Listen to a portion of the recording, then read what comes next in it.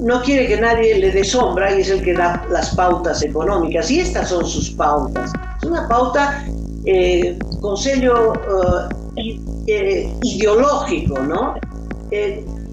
No sé, intentan ser antiimperialistas cuando están vendiendo el país a los chinos, ¿no?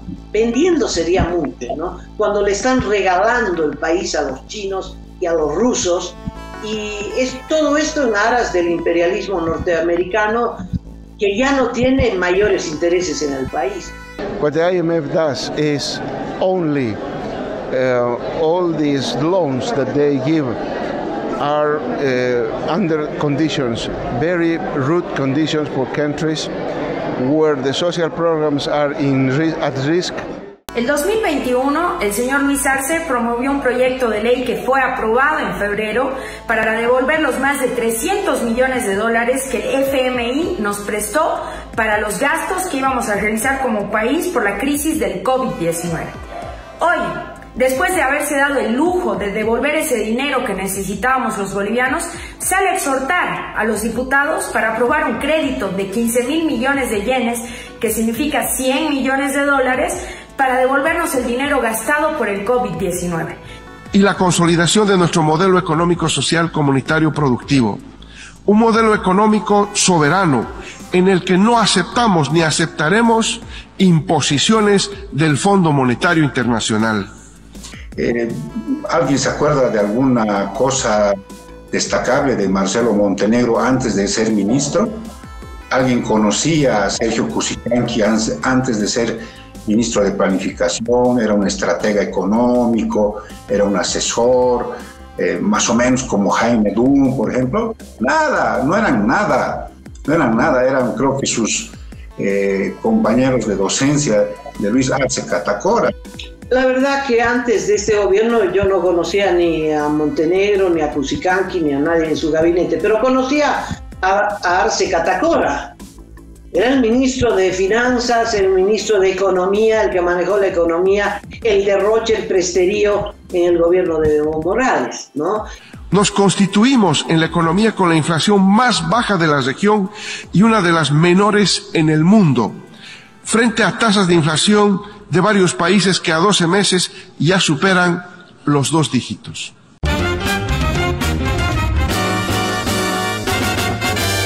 Esto es Cabildeo Digital.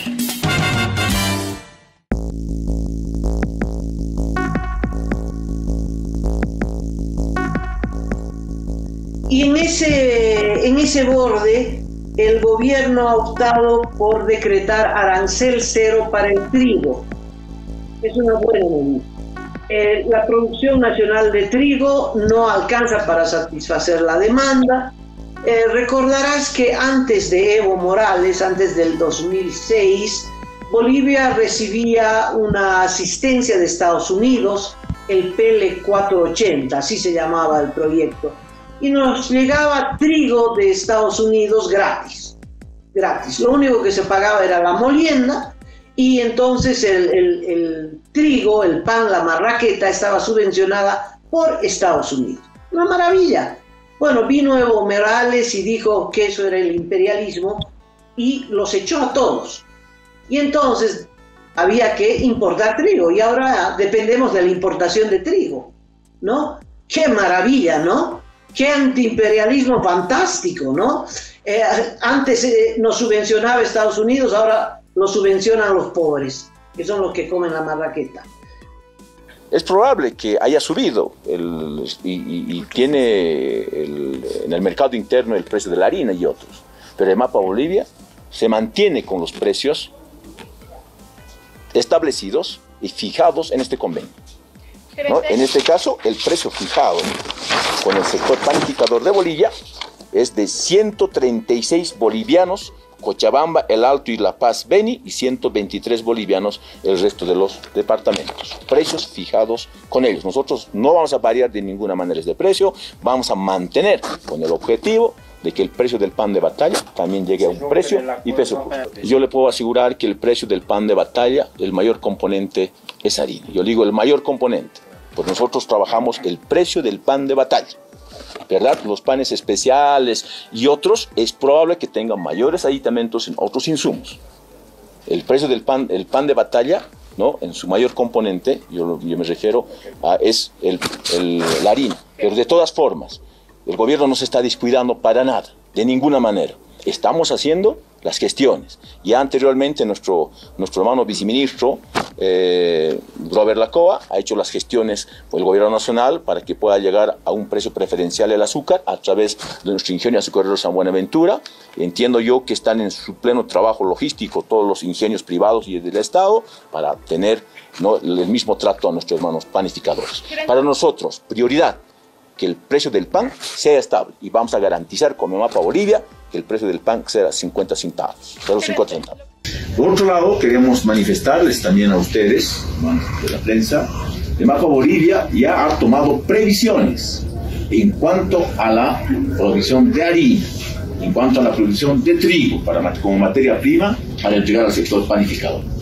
Ya a través de Insumos Bolivia tiene planificado y además asegurado, ya con un contrato firmado, la cantidad de 60.000 toneladas de trigo para reforzar el stock que se tiene en los diferentes almacenes de Mapa Bolivia.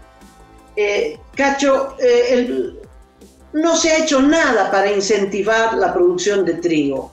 Antes Cochabamba era el productor principal de los granos en Bolivia, era el granero de Bolivia. Ahora no, ahora produce coca. También otros productos, pero no satisface la demanda local. Es Santa Cruz que alterna la soya con el trigo, pero no satisface la demanda local.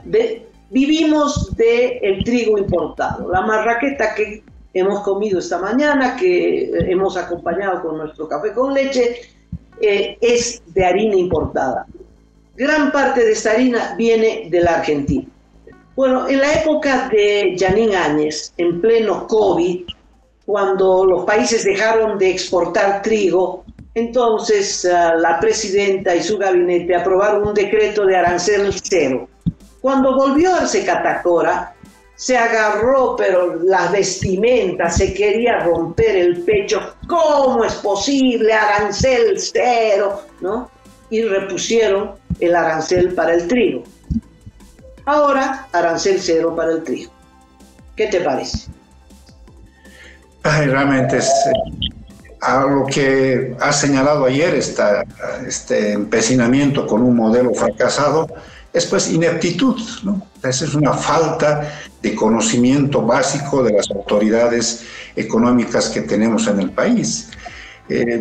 ¿Alguien se acuerda de alguna cosa destacable de Marcelo Montenegro antes de ser ministro?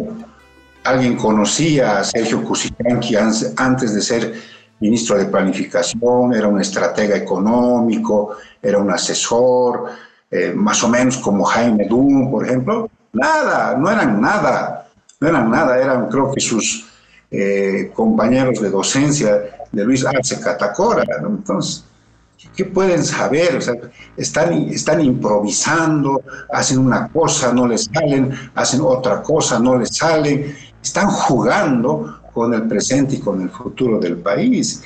Y la verdad, yo siento tremendamente decepcionado porque Luis Arce Catacora podía haberse rodeado de gente realmente interesante para incluso poner en marcha este modelo que tiene en la cabeza, pero ni siquiera eso. Agarró a los que pudo, ¿no? Y ahí están, ¿no? O sea, ¿qué más se puede esperar de personas que la verdad no tienen una visión más profunda, más amplia de la economía del país? La verdad que antes de este gobierno yo no conocía ni a Montenegro, ni a Cusicanqui, ni a nadie en su gabinete, pero conocía a Arce Catacora.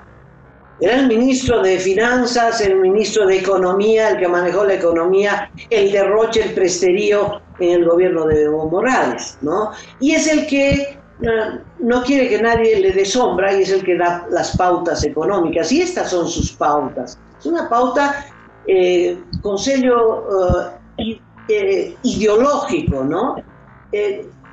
No sé, intentan ser antiimperialistas cuando están vendiendo el país a los chinos, ¿no? Vendiendo sería mucho, ¿no? Cuando le están regalando el país a los chinos y a los rusos, Y es todo esto en aras del imperialismo norteamericano, que ya no tiene mayores intereses en el país.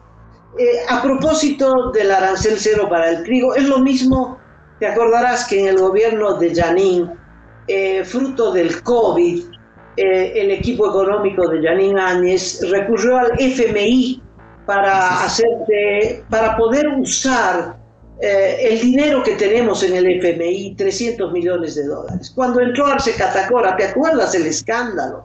¿Cómo era posible haber recurrido al imperialismo, al FMI, Fondo Monetario Internacional, si esos son los diablos? Bueno. Luego de la recuperación de la democracia del 2020, gracias a la unidad, lucha y conciencia del pueblo boliviano, volvimos a la senda trazada por nuestra revolución democrática y cultural, de dignidad y soberanía. Retomamos la construcción de nuestro Estado plurinacional y la consolidación de nuestro modelo económico, social, comunitario, productivo.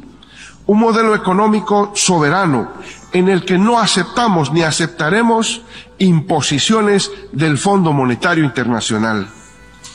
Nuestro modelo económico responde a nuestra realidad política, económica, social y cultural, y está basado en un rol activo del Estado en la economía, en la nacionalización de nuestros recursos naturales estratégicos, la articulación de todas las formas de organización económica, el fortalecimiento de la inversión pública, la industrialización con sustitución de importaciones, la dinamización del mercado interno, la diversificación productiva, la seguridad con soberanía alimentaria, la redistribución de los ingresos, la lucha contra la pobreza y las desigualdades. Es decir, un crecimiento económico con justicia social, bajo el horizonte político civilizatorio del vivir bien, que emerge desde nuestras raíces indígenas originarias. Estas políticas responsables y soberanas nos han permitido retomar el camino de la estabilidad y el crecimiento económico con redistribución de los ingresos. Al primer trimestre de este año, la actividad económica registró un crecimiento del 4% impulsado por la demanda interna, con una inflación de 1,6% al mes de agosto. Nos constituimos en la economía con la inflación más baja de la región y una de las menores en el mundo, frente a tasas de inflación de varios países que a 12 meses ya superan los 2 dígitos. Poquito después recurren al mismo crédito, solo que le agregan una multa de 24 millones de dólares. Gracias, señor Arce. 24 millones de dólares que no salieron del bolsillo de la familia Arce, sino de la familia boliviana. ¿Qué te parece? El 2021, el señor Luis Arce promovió un proyecto de ley que fue aprobado en febrero para devolver los más de 300 millones de dólares que el FMI nos prestó para los gastos que íbamos a realizar como país por la crisis del COVID-19. Hoy, después de haberse dado el lujo de devolver ese dinero que necesitábamos los bolivianos, sale a exhortar a los diputados para aprobar un crédito de 15.000 millones de yenes, que significa 100 millones de dólares, para devolvernos el dinero gastado por el COVID-19. Esto no solo muestra la incapacidad de Luis Arce de resolver la crisis económica que estamos viviendo los bolivianos, sino que a confesión de parte indica que todos los créditos que estamos tomando los bolivianos es para comprar gasolina y diésel subvencionada. Solo vamos a empeorar así la crisis económica que estamos viviendo. Voy a seguir firme en mi posición de rechazar los créditos que están generando grandes problemas en el país. Y ahora lo mismo con el arancel cero del trigo. Bueno, Cacho, pasemos a otro tema. ¿Hay algo un poquito más halagador? The economic crisis in Bolivia has become the most important issue for this election, and the Áñez regime is trying to push more IMF loans as a solution. Is the IMF the solution to Bolivia's economic crisis right now? Not at all. The IMF only pursues that the countries gets in a financial crisis, an economic crisis, and social crisis. What the IMF does is only all these loans that they give are under conditions, very rude conditions for countries where the social programs are at risk, and also all the investment, the public investments they used to do, or they should do in order to satisfy all the people's needs. So when you see any program with the IMF like this government is trying to do, of course you're going to see even worse in our case, because they wanted to change the exchange rate level, which it means devaluation process. Also, they want to constrain the public investment. They want to also reduce the fiscal deficit, reducing all the educational and health systems payments. And that's the idea what is behind all the IMF, because they are not, this government is not thinking by itself. They are taking and they are receiving the policy recommendations that the IMF used to do in the staff papers that are attached at this loan. So that's why the IMF is a problem for Bolivia and for all the countries.